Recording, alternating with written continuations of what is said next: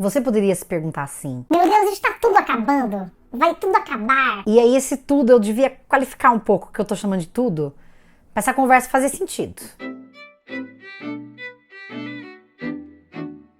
Se você acabou de chegar nesse canal, meu nome é Jana Viscardi, sou eu mesma, dona e proprietária desse modestíssimo espaço. Sejam todas, todos e todos muito bem-vindos, bem-vindas e bem-vindes. Vocês podem me encontrar nas diferentes redes sociais, podem patrocinar a produção de conteúdo desse canal lá no apoia-se/Jana Viscardi. Inclusive, muito obrigada às pessoas que apoiam a minha produção de conteúdo. Essa é uma das maneiras de tornar possível a continuidade do meu trabalho por aqui, então obrigada mesmo, considere apoiar. Mas é claro que se você não pode apoiar financeiramente, há outras maneiras de contribuir para a minha continuidade por aqui. Você pode deixar o seu like, aquilo que todo mundo fala sempre. Você pode deixar seu comentário, fazer sugestões de conteúdo e compartilhar esse material e outras tantas coisas que eu falo por aqui com outras pessoas, para que eu continue sendo vista e para que surjam também oportunidades de trabalho, enfim. A vida é isso, né, minha gente? E hoje, por falar em trabalho e oportunidades de trabalho, eu trago um tema que é de trabalho mesmo, que tem a ver com a produção de conteúdo. Se você me acompanha há algum tempo, você sabe que eu gosto de trazer isso, compartilhar com vocês essas ideias, porque embora quem produza, digamos assim, esse material sou eu, você é uma parte importante nesse processo, né? Porque você é alguém que está aí do outro lado e que está me acompanhando. E que se está me acompanhando, está vendo possivelmente também outros canais. E possivelmente está vendo no meio disso, né? Desses conteúdos todos que você acompanha, algumas mudanças acontecendo. E é sobre elas que eu vim conversar com vocês.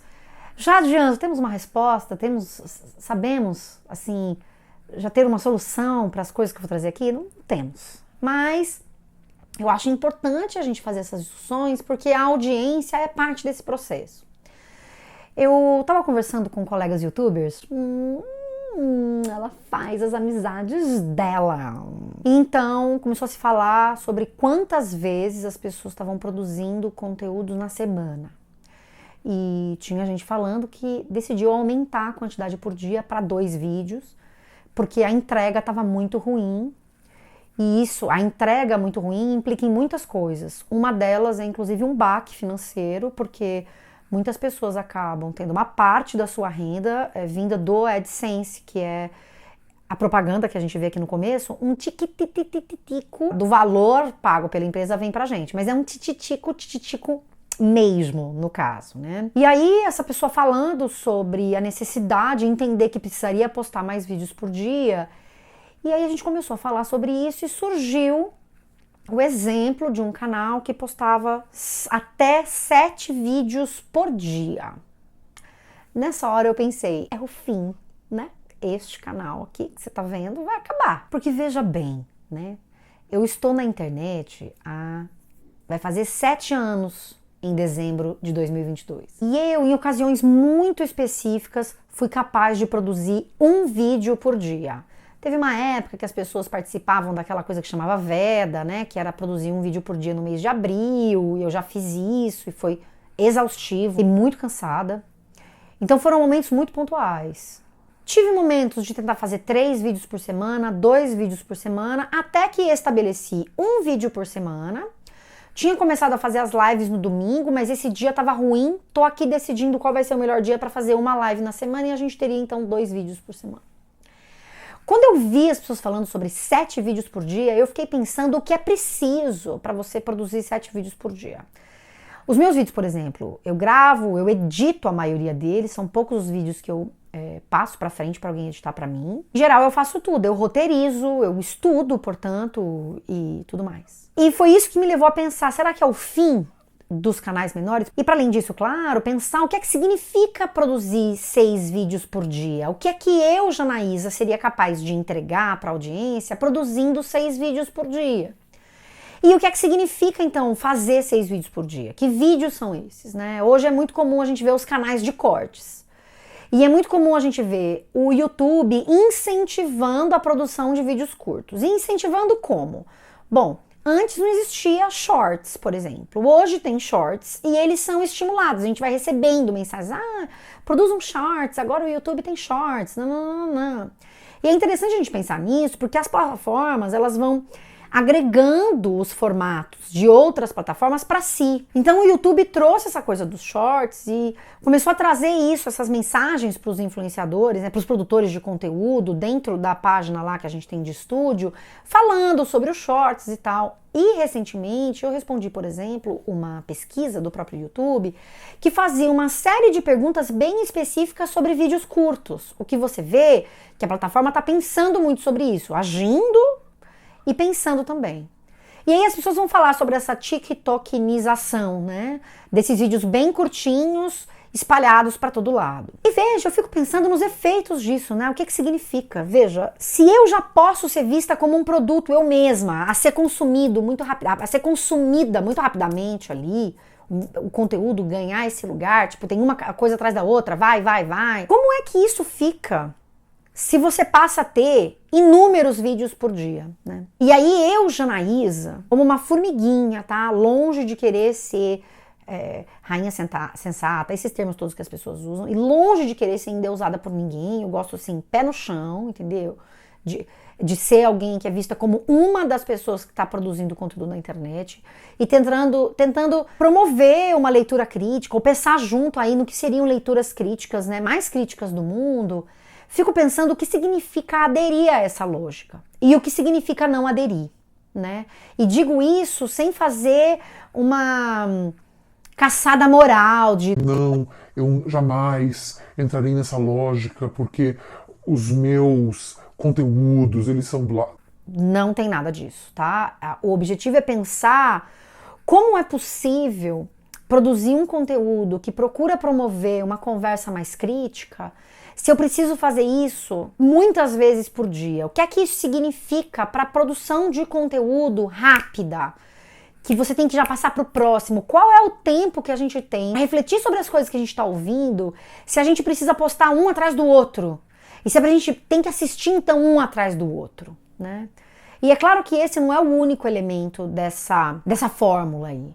Porque, veja, se eu trabalho com produção de conteúdo e uma parte dos meus ganhos financeiros depende daquilo que vem do YouTube, e o YouTube começa a cortar, eu começo a ter menos visualização e, portanto, menos ganho, fica mais difícil viver desse trabalho. Ou eu preciso cada vez mais encontrar outras formas, que não necessariamente vão funcionar, de ser remunerada.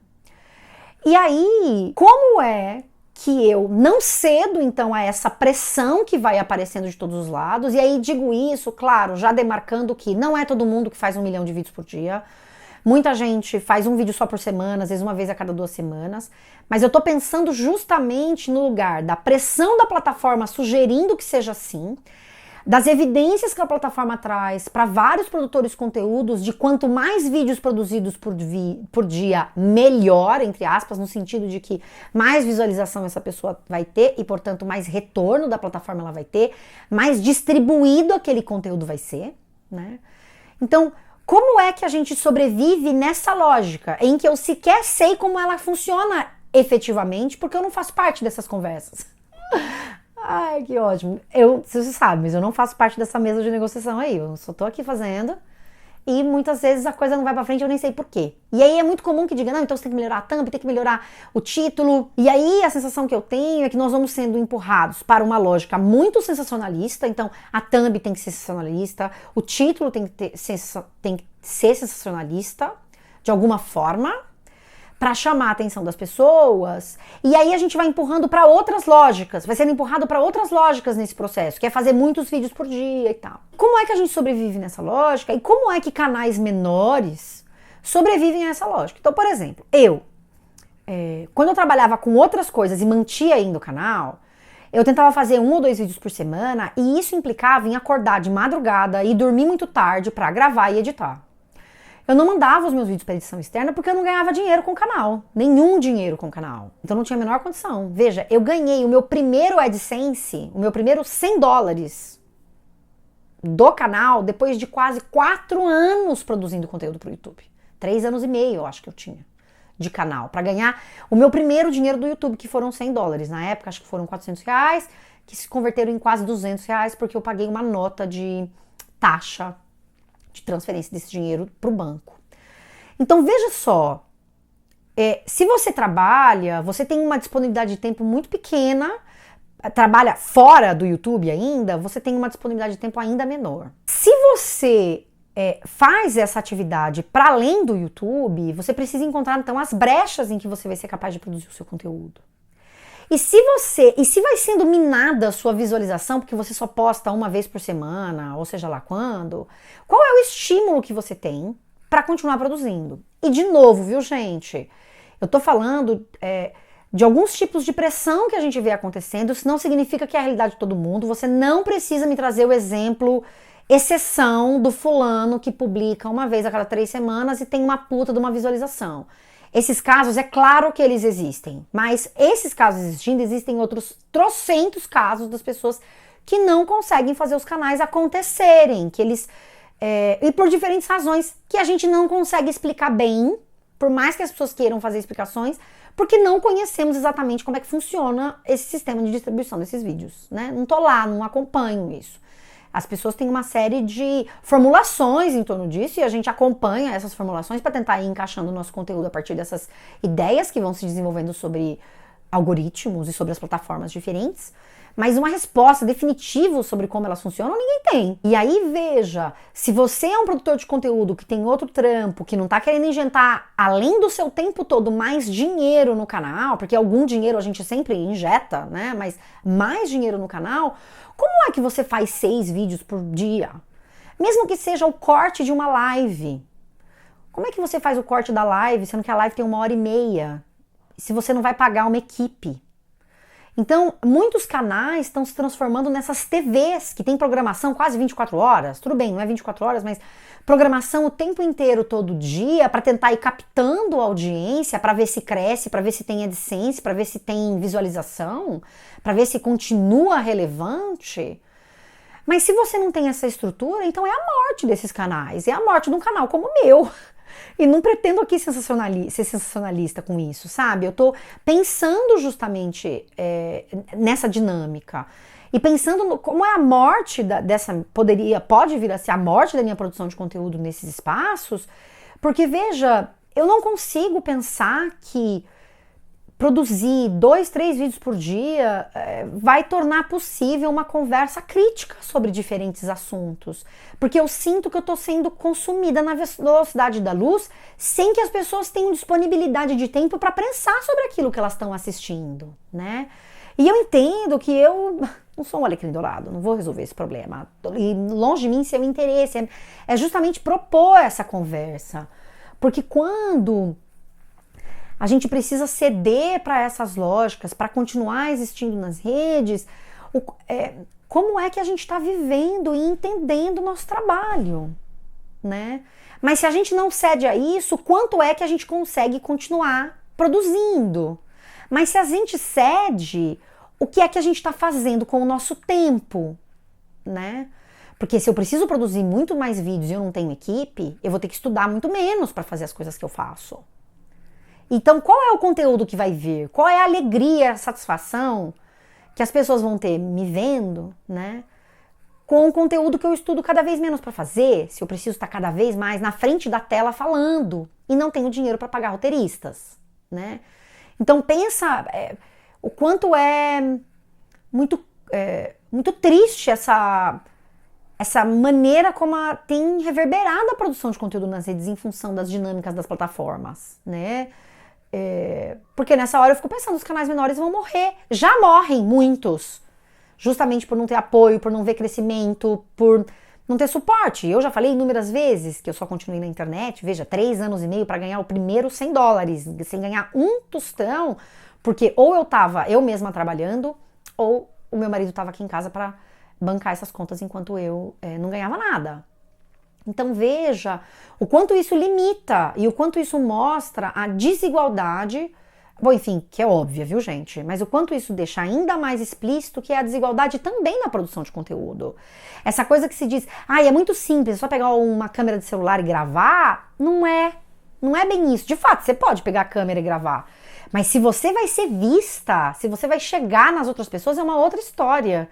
Porque tem uma série de elementos que têm colaborado para isso, para que um canal seja visto. Então, veja, Eu decidi compartilhar isso com vocês, porque você faz parte disso, né? Você tá aí assistindo. E na esteira disso tudo, o quanto esse consumo desse conteúdo rápido, muitas vezes por dia, faz com que, na verdade, as pessoas, elas só busquem mesmo a opinião dos outros sobre um assunto sem refletir necessariamente sobre ele. É um consumo mesmo desenfreado, do mesmo jeito que se consome, sei lá, qualquer outra coisa aí, qualquer objeto. E aí esse outro, ele vira uma referência única. É como se ele se tornasse a sua referência para os assuntos todos, sem que você tivesse a oportunidade de refletir sobre aquilo. É como se a gente fosse catando essas fichas. A gente não tem tempo para pensar nas coisas. A gente já não tem tempo mesmo em função do mundo em que se vive. As pessoas estão lá vivendo e não estão tendo tempo para nada. Estão refletindo sobre a própria vida, claro, sobre a própria existência, mas a gente não tem tempo para nada. O que dirá quando a gente está numa lógica de consumir? Eu tô fazendo assim com a mão, passando, porque pra mim a impressão que dá é essa. A gente só tá passando pra frente. E nisso, o trabalho de produção de conteúdo, ele fica cada vez mais frágil, eu acho. Eu fico com essa impressão. Cada vez mais frágil, entendeu? Se já era frágil, ele fica cada vez mais. E aí as pessoas vão buscar um jeito de viralizar cada vez mais, porque precisa fazer que viralize. Então os cortes cada vez mais sensacionalistas, cada vez mais com coisas extremadas. A gente pensa, por exemplo, em canais de extrema direita, alguns podcasts que têm uma pegada para a extrema direita, que tem essas falas para chocar, que podem ser super preconceituosas, marginalizantes, estigmatizantes. Então, eu tenho me perguntado muito sobre isso. O que é a gente produzir conteúdo nas redes a partir dessa lógica, né? Eu só faço um vídeo por semana, como eu disse, tentando às vezes fazer uma live aqui e acolá. Eu entendo que os meus vídeos, em vários momentos, eles são vídeos que propõem o início de uma conversa, eles nunca são o fim de uma conversa, eles não pretendem ser sempre super profundos, nunca me vi no lugar da fala única, né? Eu acho que se você me acompanha aqui, você sabe disso. Mas, então eu entendo que o meu conteúdo ele tem falhas nesse sentido, porque ele nunca vai ser um conteúdo sempre muito aprofundado, porque também não dá para ser esse espaço sempre. Há outros espaços também para isso. Aqui é sempre um convite para a gente pensar sobre as coisas, sempre um convite que eu faço, às vezes de inclusive lugares comuns, assim. Mas é um convite para uma conversa e um papo. Mas como é que eu posso oferecer esse convite se as plataformas vão pressionando a gente a estar lá o tempo inteiro produzindo conteúdo várias vezes por dia? Então, será que esse canal vai acabar? Eu não sei, né, gente? Ao longo do tempo saberemos. É por isso que eu mantenho o meu site, sabe? É uma coisa meio ilusória essa, mas pelo menos lá as pessoas sabem um pouquinho da minha história. Se a pessoa entrar lá, vai estar lá dizendo os eventos dos quais eu participei, as coisas que eu conversei em outros lugares e não só no YouTube. Eu tenho, claro, todos os meus vídeos armazenados, guardados, porque se o YouTube acaba, pelo menos eu tenho algum lugar onde eu tenho esses vídeos guardados, mas é como se o meu site fosse a minha casa. Ele não preserva todos os meus conteúdos do YouTube, mas ele pelo menos é um espaço em que as pessoas podem ver onde estão os meus cursos, ou sei lá, sabe, as minhas participações em outros lugares. Mas, para além disso, isso nem é uma solução, uma coisa pífia, né? É simplesmente o meu site, mas como é que a gente conta as nossas histórias, a gente conversa com as pessoas de maneira cuidadosa, num espaço que convida o tempo inteiro a essa massificação e a colocar esse lugar bem de TV mesmo. E qual é o espaço, num universo tão desigual que a gente vive, que as pessoas que têm acesso tão diferente a recursos possam continuar produzindo e sendo vistos, né? Se já era difícil, a sensação que eu tenho é que vai ficando cada vez mais. Então, é um convite para reflexão, meio deprê, né? Mas é um convite para reflexão de vocês e para a gente pensar como audiência, como é que a gente também tá recebendo tudo isso. Porque no final das contas a gente vai sendo colocado nesse universo, a gente vai entrando nessa imersão e vai ficando cada vez mais viciadinhos, não é mesmo? Nesse jeito de receber o conteúdo, né? E as informações. Então, era isso que eu tinha pra hoje. Ai, gente, que conteúdo festivo, que alegre que ela tá. Desejo uma boa semana pra você do outro lado e Vamos em frente, não é mesmo? Ai, ai. Você que produz conteúdo, conta aqui, como é que você tá fazendo? Como é que tá sendo aí a vida, tá? E pra você que assiste também, como é que tá sendo? O que você anda aprontando? Então, ai, ai, beijos. Tchau.